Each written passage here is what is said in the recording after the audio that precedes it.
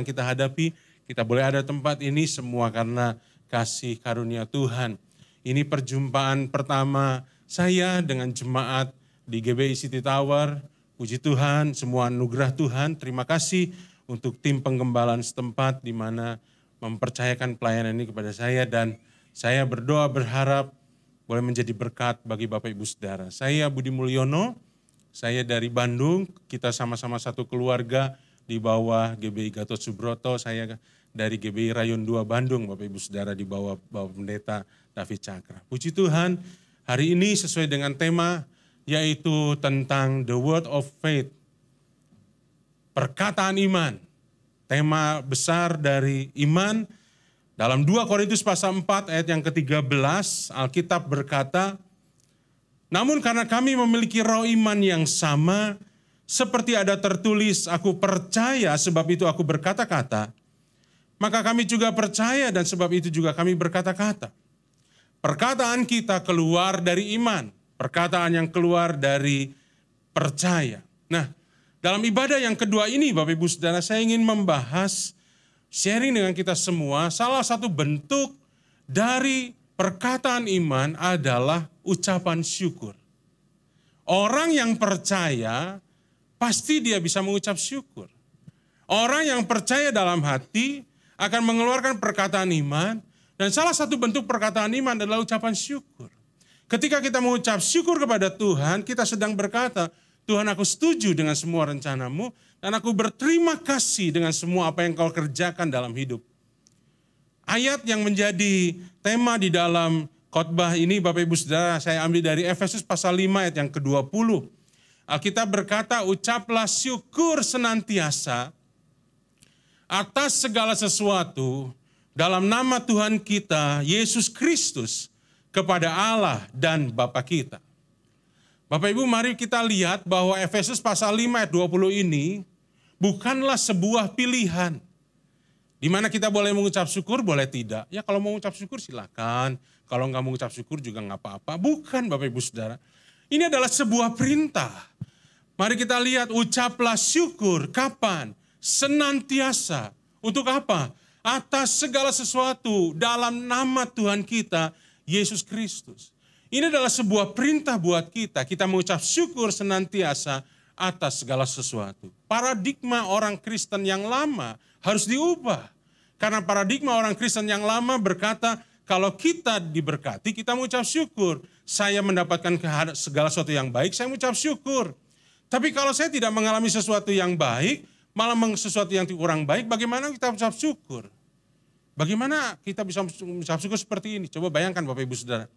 Tuhan Yesus, terima kasih. Karena pagi ini saya ketabrak mobil. Kira-kira bisa nggak seperti itu Bapak Ibu? Itu sesuatu yang menabrak pikiran kita. Tapi Alkitab berkata, ucaplah syukur senantiasa atas segala sesuatu. Berarti tidak ada sesuatu pun yang di atasnya kita tidak mengucap syukur. Ketika kita punya paradigma yang lama, Bapak Ibu Saudara, kita agak kesulitan untuk melakukan firman Tuhan ini. Karena firman Tuhan berkata, ucaplah syukur senantiasa atas segala sesuatu. Bapak mungkin lebih kenal dengan nama ini. Ibu-ibu juga mungkin ada yang tahu. Zidane Zidane, Bapak Ibu. Pernah dengar nama itu? Seorang pecatur kelas internasional. Pasti pada protes. Catur sudah diharamkan, Pak. Oh bukan, ini bukan pecatur. Ini seorang pesepak bola internasional. Zidane Zidane. Bapak Ibu, Zidane Zidane, saya dapatkan sebuah kisah waktu kecilnya adalah seorang yang sangat menyukai sepak bola. Dia memang betul-betul suka dengan sepak bola. Tapi sekaligus sepak bola adalah olahraga yang membuat dia banyak menangis. Kenapa?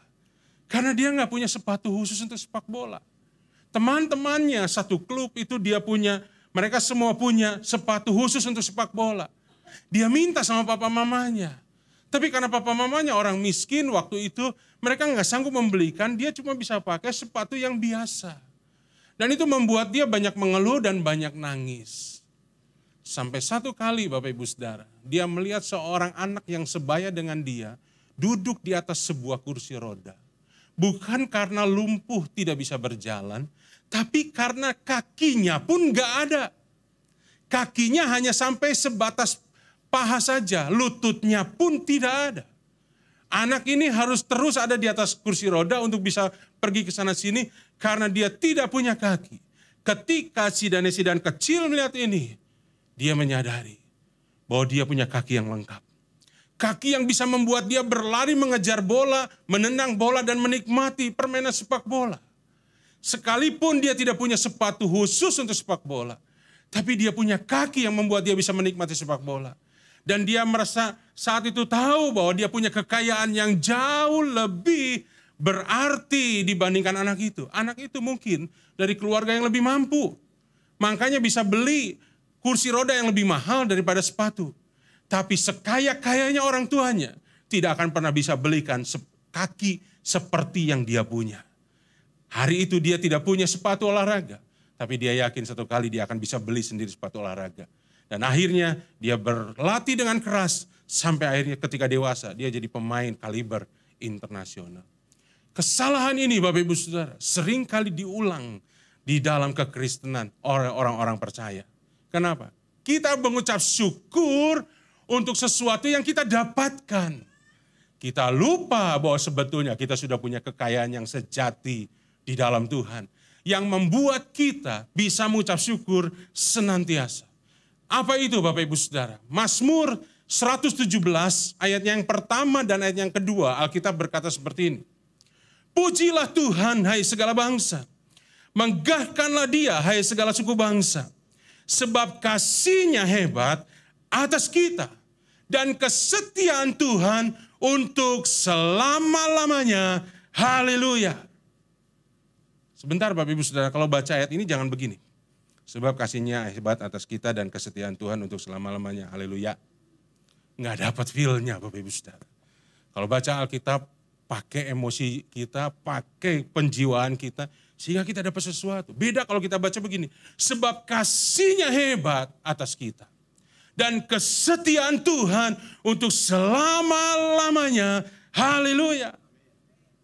Bapak Ibu teriak-teriak di kamar sendirian, boleh kan? Bapak Ibu sudah tidak ada yang melarang. Ketika kita membaca firman Tuhan dengan pola yang tepat, maka kita bisa dapatkan sesuatu. Bapak Ibu sudah perhatikan ayat yang kedua. Alkitab berkata, kasih Tuhan itu hebat buat kita. Kesetiaan Tuhan untuk selama-lamanya. Sekarang kita bisa melihat ada hal yang sebanding. Kalau tadi dikatakan ucaplah syukur senantiasa. Di sini dikatakan kesetiaan Tuhan untuk selama-lamanya. Berkat secara materi tidak selama-lamanya dalam hidup kita. Tuhan bisa izinkan kita mungkin mengalami kegagalan. Kesehatan mungkin Bapak Ibu Saudara tidak selama-lamanya dalam hidup kita. Sekali waktu Tuhan bisa izinkan kita mengalami sakit. Bahkan kehidupan sendiri juga tidak selama-lamanya dalam hidup kita. Tapi kasih Tuhan, kesetiaan Tuhan itu untuk selama-lamanya ada dalam hidup kita. Sehingga saya berani katakan di atas firman Tuhan, kasih Tuhan yang hebat. Dan kesetiaan Tuhan adalah alasan yang kuat untuk kita bisa mengucap syukur. Bapak Ibu mengalami kegagalan dalam usaha. Bapak Ibu mengalami kerugian. Tapi kita bisa tetap bersyukur, Tuhan terima kasih. Aku bisa melalui semuanya itu. Karena kesetiaan Tuhan selalu ada dalam hidup saya. Berkat bisa meninggalkan kita. Kesehatan mungkin bisa meninggalkan kita. Bahkan kehidupan itu sendiri bisa meninggalkan kita. Tapi kasih Tuhan tidak pernah meninggalkan kita. Bapak Ibu ada yang menarik dari kata hebat. Kata hebat berasal dari kata Ibrani, bahasa asli Alkitab, gabar. Apa artinya ini Bapak Ibu Saudara? Kata hebat atau gabar artinya memiliki kekuatan secara aktif untuk menang, melampaui, dan perkasa. Kasih Tuhan itu gabar. Artinya apa? Kasih Tuhan memiliki kekuatan secara aktif untuk menang. Kasih Tuhan punya kekuatan untuk melampaui segala hal. Kasih Tuhan itu hebat sehingga dia memiliki keperkasaan. Bapak Ibu Saudara ada di tempat ini. Saya bisa melayani sebagai hamba Tuhan. Saya percaya bukan karena kebaikan kita. Betul nggak Bapak Ibu?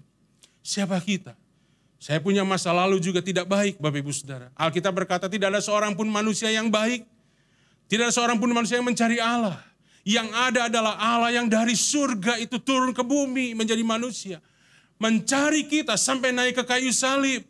Supaya Bapak, Ibu, Saudara, dan saya punya pengharapan, punya keselamatan.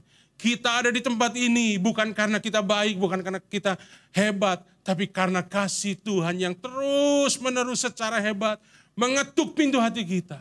Sampai kita menyerah dan berkata, Tuhan ini aku perlu Engkau. Dan Bapak, Ibu, Saudara, tempat ini. Kasih Tuhan itu begitu hebat, sampai dikatakan kasih-Nya itu memiliki kekuatan untuk menang atas dosa. Dengan apa dosa kita dibereskan? Perbuatan baik, ibadah, pemberian kita. Tidak ada satupun yang bisa membereskan dosa. Yang bisa membereskan dosa adalah ketika kasih itu dinyatakan di kayu salib dengan penumpahan darah dan kematian juru selamat kita. Kekuatan jahat, bahkan kematian dan neraka tidak lagi sanggup untuk menahan kita yang sudah mengalami kasih Tuhan. Kehidupan yang kekal, kerajaan sorga menjadi bagian kita. Betapa hebatnya kasih Tuhan itu. Gabar melampaui segala sesuatu. Nah, Bapak, Ibu, Saudara, kata gabar itu juga ternyata muncul dalam peristiwa Nabi Nuh. Di mana Nuh harus menghadapi air, badai, air yang begitu hebat. Dalam Kejadian pasal 7 ayat 18-19,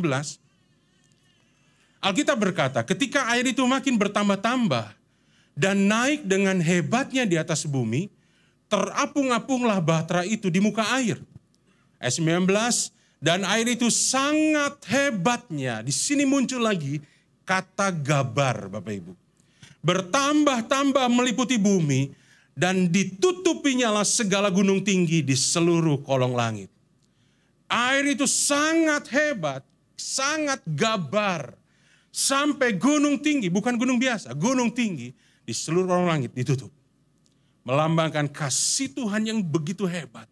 Gabar, tidak ada satupun gunung keangkuhan manusia, gunung kesombongan, gunung kekerasan hati manusia yang mampu bertahan melawan kasih itu. Saya bukan berasal dari keluarga Kristen, Bapak, Ibu, Saudara. Saya berasal dari keluarga penyembah berhala. Papa mama saya dulu bikin sebuah meja besar dan di atasnya ditaruh banyak makanan. Babi hong, babi kecap, capcay, semua. Saya nanya sama mama saya, ini buat apa?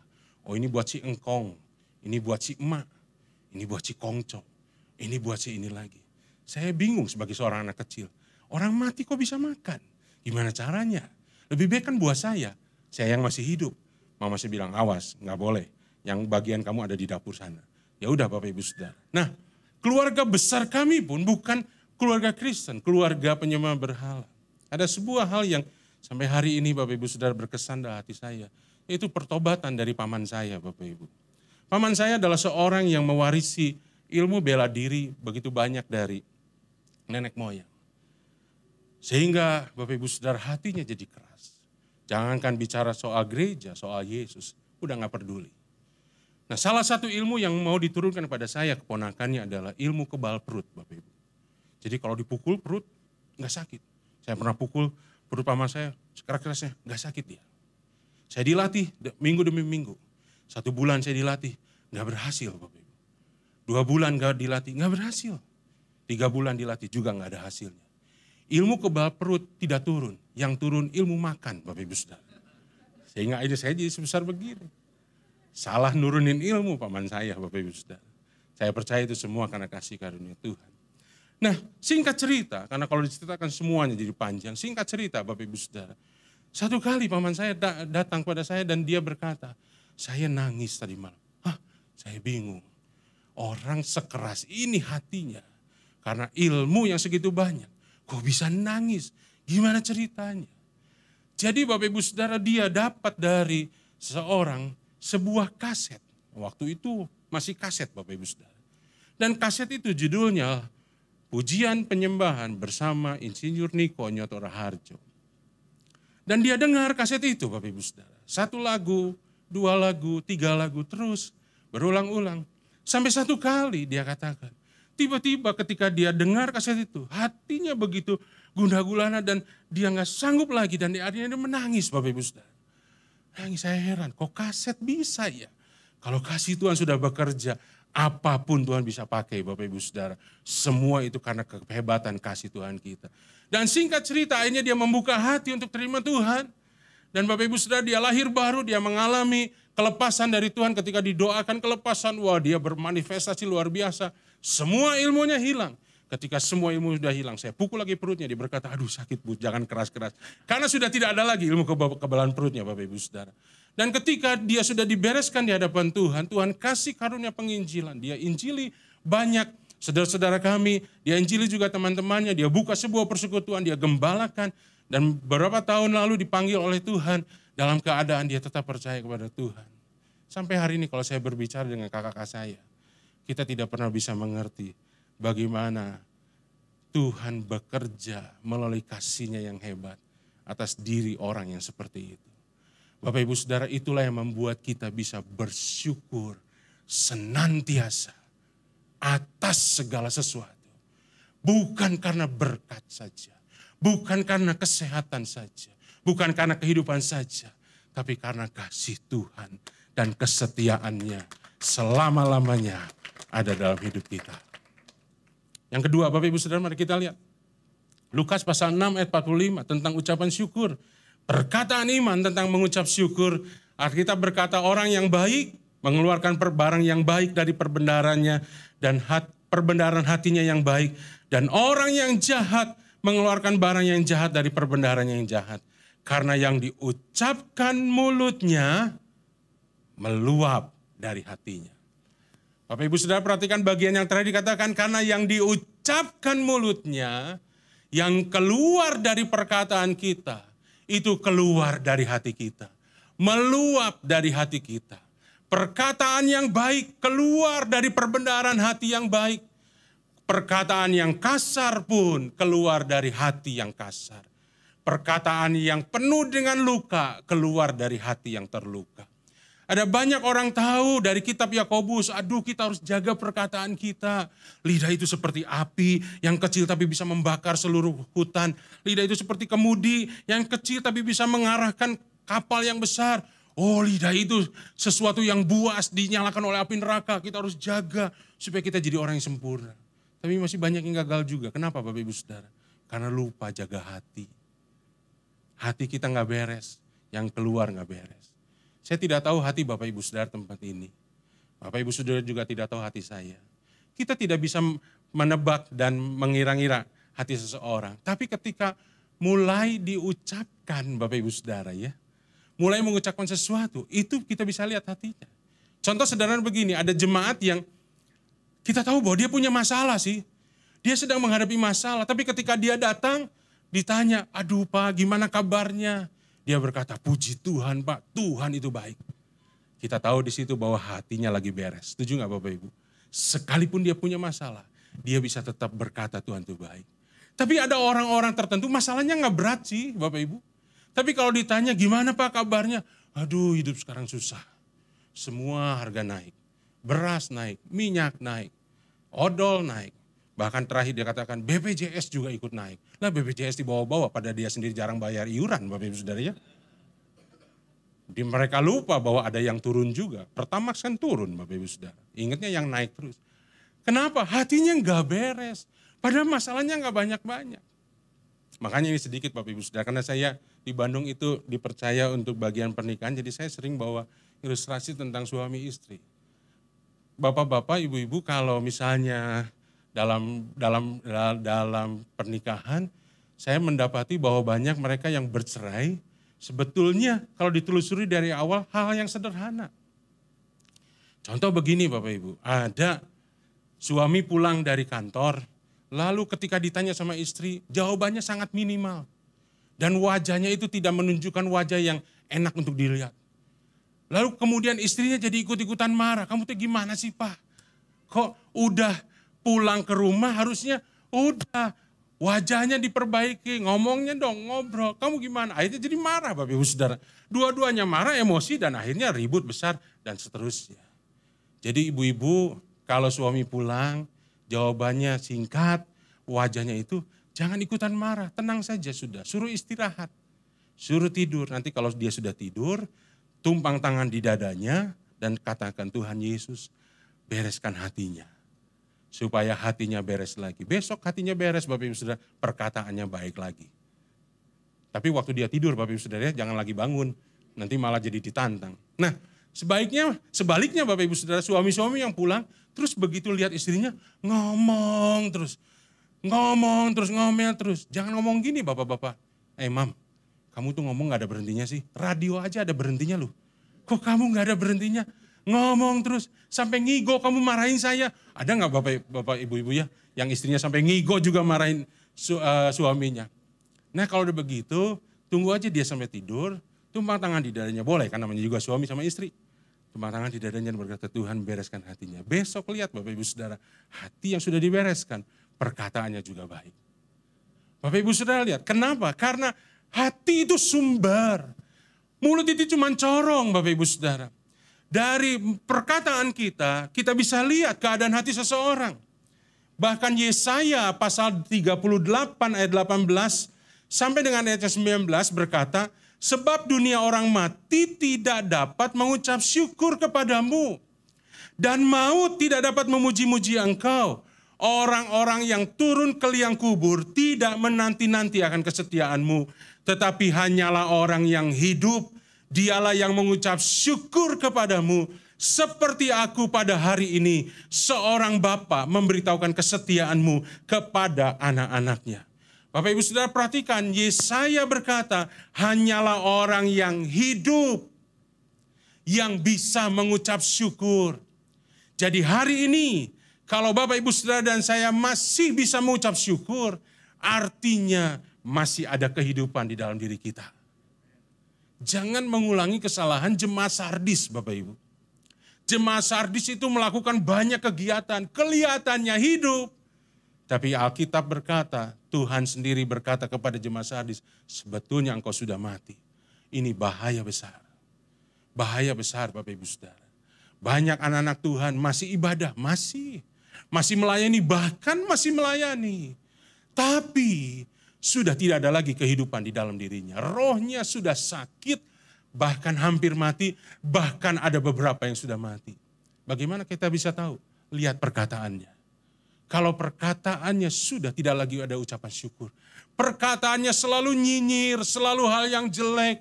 Pemimpin diomongin, teman sekerja diomongin, semuanya. Itu berarti sudah tidak ada kehidupan Bapak Ibu Saudara.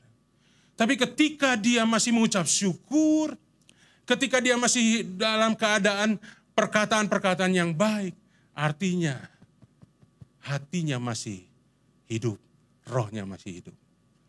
Bapak Ibu Saudara punya roh yang hidup? Masih mengucap syukur? Kalau di sini Bapak Ibu Saudara misalnya ada alat untuk nimbang berat mana ucapan syukur kita sama omelan kita. Kira-kira Bapak Ibu Saudara, berat mana? Ucapan syukur kita, omelan kita. Jawab sendiri Bapak Ibu Saudara. Jangan dijawab ke sebelahnya, malu-maluin. Bapak Ibu Saudara, mari kita mengucap syukur. Kenapa? Karena dengan mengucap syukur kita tahu, Tuhan saya masih hidup. Saya masih punya roh yang hidup. Kenapa Bapak Ibu Saudara? Mazmur 19 ayat yang ke-15 dikatakan, mudah-mudahan engkau berkenan akan ucapan mulutku dan saya kasih huruf yang lebih besar, dan renungan hatiku ya Tuhan, gunung batuku dan penebusku. Alkitab berkata dan Bapak Ibu Saudara, bukan atau. Tuhan kau berkenan ya atas ucapan mulutku, atau kalau enggak ya renungan hatiku. Pilih salah satu Tuhan, jangan pengen dua-duanya. Enggak, kita nggak bisa ngomong sama gitu sama Tuhan. Tuhan berkata ucapan mulutku dan, artinya dua-duanya. Ucapan mulut itu sangat terkoneksi dengan renungan hati. Ketika renungan hati kita benar, Bapak Ibu Saudara, maka yang keluar adalah ucapan mulut yang benar. Ketika ucapan mulut yang keluar itu adalah sesuatu yang salah, sesuatu yang tidak baik, maka kita bisa melihat renungan hati kita juga tidak baik. Itu sebabnya jagalah hatimu dengan segala kewaspadaan. Karena dari situlah terpancar kehidupanmu. Supaya engkau bisa mengeluarkan perkataan-perkataan yang membangun, yang menyegarkan, dan menjadi berkat bagi banyak orang. Yang ketiga Bapak Ibu Saudara, yang terakhir, mari kita lihat sekali lagi, ucapan syukur adalah tanda iman 1 Tesalonika pasal 5 ayat 18, Alkitab berkata, mengucap syukurlah dalam segala hal. Sebab itulah yang dikehendaki Allah di dalam Kristus Yesus bagi kamu. Sekali lagi, Paulus berkata mengucap syukurlah dalam segala hal. Bukan bukan pilihan di mana kita bisa mengucap syukur atau tidak.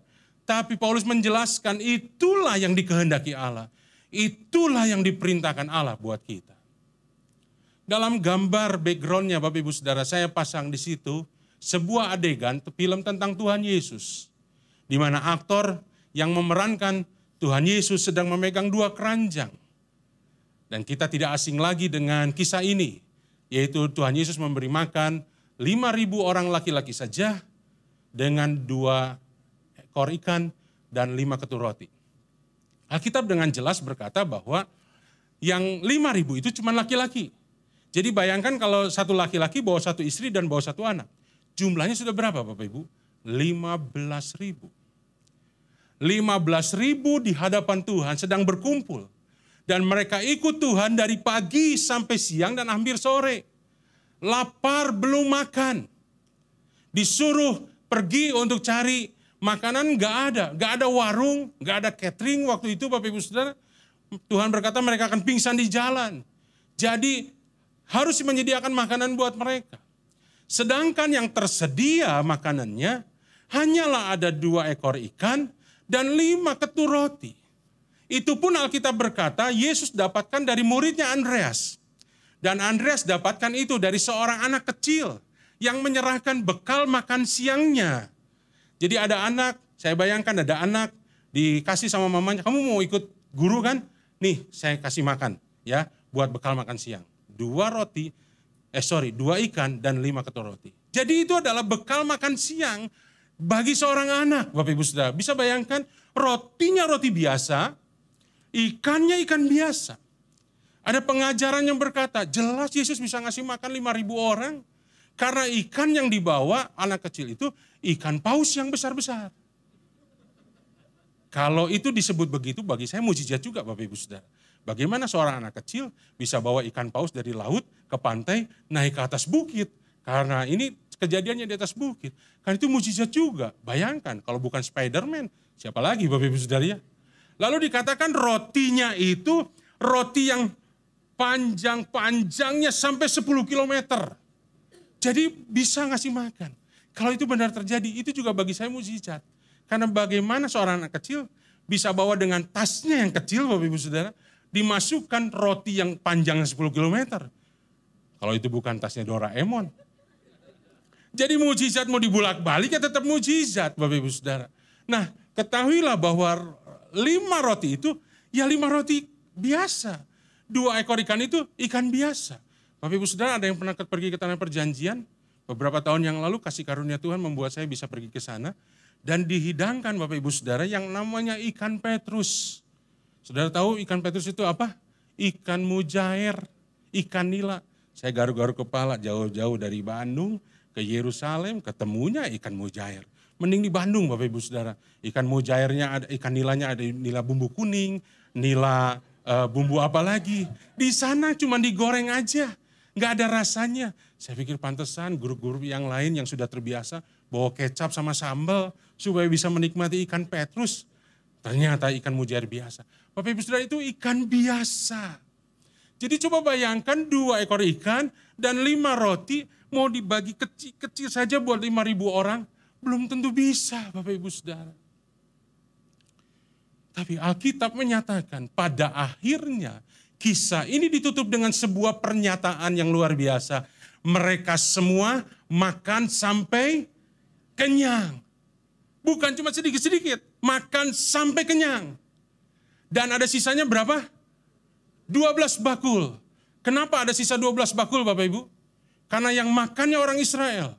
Kalau yang makannya orang Indonesia nggak ada sisa, semua dibungkus, dikresekin, dibawa pulang. Mas, ini ada sisanya mas. Sayang, tolong bungkusinnya. Si masnya nggak berapa lama keluar bawa kantong kresek besar. Mas kata tadi kan sisanya sedikit, kenapa jadi banyak? Saya kumpulin semua meja buat Bapak semua di sini. Bapak Ibu Saudara kan itu pengalaman kita orang-orang Indonesia. Maksud saya begini Bapak Ibu Saudara, itu guyon ya. Yang benarnya adalah kalau Tuhan mau buat mujizat, itu bukan mujizat yang rata-rata. Mujizat yang luar biasa. Mujizat yang berlimpah. Bukan cuma makan sampai kenyang, sampai ada sisanya. Sampai berlimpah luar. Kenapa itu bisa terjadi Bapak Ibu Saudara? Kapan mujizat itu bisa terjadi? Waktu Tuhan Yesus mulai menenggadah ke atas, mengangkat kedua keranjang itu dan mengucap syukur kepada Bapa Surgawi. Setuju nggak Bapak Ibu Saudara? Kalau saya katakan pada saat itu sebetulnya Tuhan Yesus sedang mengalami kekurangan. Dia harus ngasih makan 5.000. Yang tersedia cuma 2 ikan dan 5 roti. Yesus sedang mengalami kekurangan. Ketika saya mendapatkan kebenaran ini, saya sangat bersyukur bahwa Tuhan yang kita sembah bukan Tuhan yang jauh, yang gak ngerti hidup kita. Tapi Tuhan yang pernah jadi manusia. Dia pernah mengalami kekurangan Bapak Ibu. Dia pernah mengalami ketakutan. Bahkan dia pernah mengalami kematian. Bedanya sama kita, cuman dia tidak lahir dari dosa dan tidak pernah berbuat dosa Bapak Ibu Saudara. Tapi yang lain sama, dia mengerti benar kehidupan kita. Jangan takut untuk mempercayai Tuhan. Dia bukan Allah yang jauh, yang tidak mengerti. Dia Allah yang pernah jadi manusia. Nah, perhatikan Bapak Ibu Saudara, dalam Injil Matius, Markus, dan Lukas ditulis, Yesus menengadah ke langit dan mengucap berkat. Dalam Injil Yohanes ditulis, Yesus mengambil roti dan mengucap syukur. Kata mengucap syukur dalam Injil Yohanes berasal dari kata eucharisteo yang berarti to be grateful, hati yang penuh dengan ucapan syukur. To express gratitude, mengungkapkan sebuah rasa terima kasih. Tapi juga berlaku to say grace, untuk mengucapkan berkat, mengucapkan rahmat. Yesus ketika mengucap syukur Bapak Ibu Saudara kepada Bapa di surga. Yang pertama, dia sedang memuliakan Tuhan. Karena dia berkata, Tuhan, Bapa terima kasih. Engkau izinkan aku mengalami kekurangan untuk menunjukkan kuasa-Mu yang hebat. Dan yang kedua, dia mulai memberkati setiap kekurangan itu dan akhirnya menjadi kelimpahan. Demikian Bapak, Ibu, Saudara dan saya. Ketika kita memperkatakan perkataan iman ini, kita mengucap syukur, sebetulnya kita sedang memuliakan Bapa. Bapa, aku bersyukur, aku sedang kekurangan. Aku sedang sakit. Aku sedang mengalami masalah. Tapi aku tetap mengucap syukur karena Engkau Bapa yang bisa memelihara hidupku. Kita sedang memuliakan Tuhan Bapak Ibu Saudara. Tapi sebaliknya, hati-hati ketika kita mulai mengeluh, ketika kita mulai bersungut-sungut. Maaf Bapak Ibu Saudara, kita sedang menista Tuhan. Ini saya mau katakan hal yang agak vulgar, tapi supaya Bapak Ibu Saudara dan saya bisa mengerti. Kita sedang berkata kepada Allah kita dan kita berkata, Bapa, Engkau bukan Allah yang baik. Lihat aku tidak mengalami hal yang baik. Aku mengalami kekurangan. Engkau enggak sanggup jadi Allahku. Kita sedang berkata seperti itu loh Bapak Ibu Saudara. Ketika kita bersungut-sungut sama Tuhan. Kita sedang menista Tuhan. Dan itulah penistaan agama yang sesungguhnya. Bapak Ibu Saudara jangan anggap enteng soal sungut-sungut. Dari 6 juta jiwa yang keluar dari Mesir orang Israel. Diperkirakan sekitar 6 juta. Berapa banyak yang mereka bisa masuk dalam tanah perjanjian? Cuman 2 keluarga. Keluarga Yosua dan Kaleb. Kemana yang lain? Alkitab berkata mereka semua tewas di padang gurun. Dan Alkitab menyatakan dosanya yang terbesar adalah ketika mereka bersungut-sungut. Enggak ada air, sungut-sungut sama Musa, sama Tuhan. Enggak ada daging, sungut-sungut. Dikejar tanah Mesir, sungut-sungut. Sehingga akhirnya Tuhan marah dan ditewaskan. Yang masuk cuma 2 orang. Bapak Ibu Saudara hati-hati. Hari ini kita belajar mengucap syukur. Ketika kita mengucap syukur, kita sedang memuliakan Tuhan. Ketika kita mengucap syukur, kita sedang memperkatakan iman dan berkat. Saya sangat percaya di tengah kekurangan, ketika kita mengucap syukur, ujungnya adalah mujizat Tuhan. Yang percaya sama-sama katakan amin. Mari kita berdoa di hadapan Tuhan.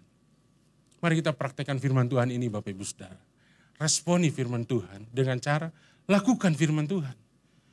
Saya tidak tahu keadaan Bapak Ibu Saudara hari-hari ini. Mungkin ada dalam keadaan yang tidak baik. Secara kesehatan kita tidak baik.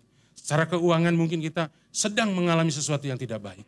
Tapi hari ini firman Tuhan berkata, kita mengucap syukur bukan karena berkat saja. Bukan karena kesehatan saja, tapi kita mengucap syukur karena kasih Tuhan itu hebat. Karena kesetiaan Tuhan itu selama-lamanya. Ucapan syukur kita adalah juga ucapan berkat. Ucapan syukur kita adalah ucapan yang memuliakan Tuhan di surga.